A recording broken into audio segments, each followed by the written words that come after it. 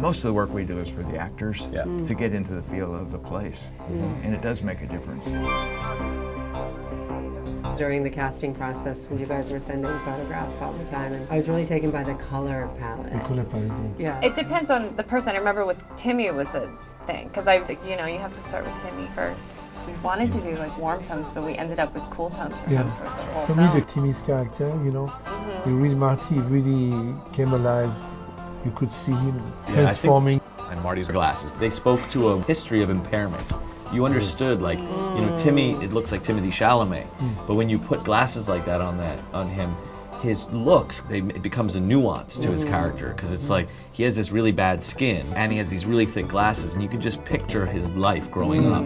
So it was like he was like this really confident outsider, you know what I mean? But the effect is it makes his eyes smaller, it makes him a little beadier. It was amazing on close-ups. I think a big part of it was also broadening his shoulders. Yeah, the shoulder pads. The second we saw pads, we're like, okay, there's Marty. Yeah. It's like a kid going to get fit for his suit. Whoa, I look like a man. You know what I mean? Which That is is interesting. the movie in a way. Because we stepped away from 50 suits, more 40s in terms of the silhouettes.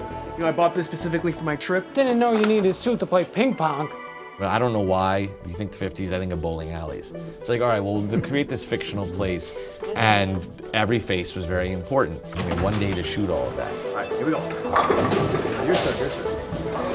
First, it was impossible to find a bowling alley that didn't look like 1980s. So Jack had to turn the bowling alley back to 1952 when the bowling alley was only a few years old. So the whole bowling alley got like a free makeover. We had a problem because the bowling alleys now have automatic pin setting, and that didn't even come into about a year after our film. So we were looking for something that we could transform back to the way they were in 1952. It was fun getting in there and also seeing the mechanics of the real place in the back. And the sounds, and I think we only had 2 days. We changed the floor, we painted the whole place and put the signage up and did the lunch counter with neon. Your decision, the colors in particular, because that was shocking to me when I walked in. You know, you didn't tell me about it, and I walked in and I was like, whoa. Well, I didn't have time. So first you have to find a bowling alley that can become also a ping pong parlor.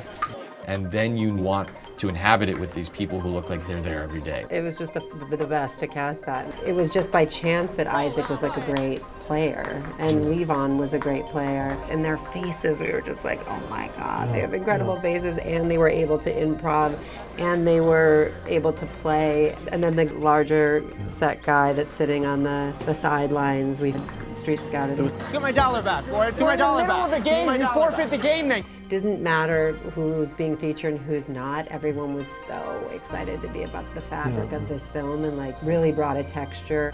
Ferrara was really fun for me because in city versus country, that's the biggest. It's like what city people dress like in that time versus the country. It's color palette. You could really have fun with prints and patterns and color and feel like that was the time to play. You would show me some stuff and it'd almost feel modern in its casual nature, and you just realize where we've gone. T-shirts, like, you know, things that we couldn't show in the city. It was my opportunity to show in the country. The trick of the work we do is that you don't see it. So you don't really notice. Want a palette that's so obvious that you know, say, oh, it's well designed. So you're going to yell back to Cody, set versus Roger. Correct. Oftentimes a lot of the background don't even know we're Multiple shooting. cameras, every direction. So the only way to shoot it that day was to have like 3 cameras. Yeah, we shot with multiple cameras, all in different directions. None of them were compromising. No, We shot the world. It's 360. I feel like that day I said to you I need 360 lighting. Most of it was top light. Yes. 360. No, but you asked me to do it in 360, so we did it in 360. So the cameras were actually pointing every direction, getting a glimpse. And the way that Tyler in particular, he would show up. You've had a rough enough day already. Keep it. Thank you, brother. Thank you. It's just himself. And so everyone really did gravitate to him, and Timmy really just was the character and just shut down. So everyone felt like they were rallying after Wally. It was one of the first things that was written, was the hustle that Wally and Marty partake in. You think about how to architect a hustle, particularly trying to understand the time period. I'll play it. Oh, wow. You're playing to the advantage of one person, sympathizing with one person over the other. Let me hold 5 for gas money. No, you shouldn't bet with money you don't have. The sound people were warning me. They're like, this is going to be a problem for you. You two guys arrived like with this scene and said, we don't know what happened. Yeah. You in particular were saying, I don't know, what's wrong? What happened? They're just bowling. And I'm like, that's like saying there's just a car by and a thunderstorm happening in the scene. I was scared. We had 50 microphones. Some of the sound people came to me and was like, you got to tell the people to stop bowling. That's the 360 problem. Because when you're filming in one direction, everyone else can be quiet. But if you're filming in all directions, well, I would do it even stuff. if it was a close-up of a hand.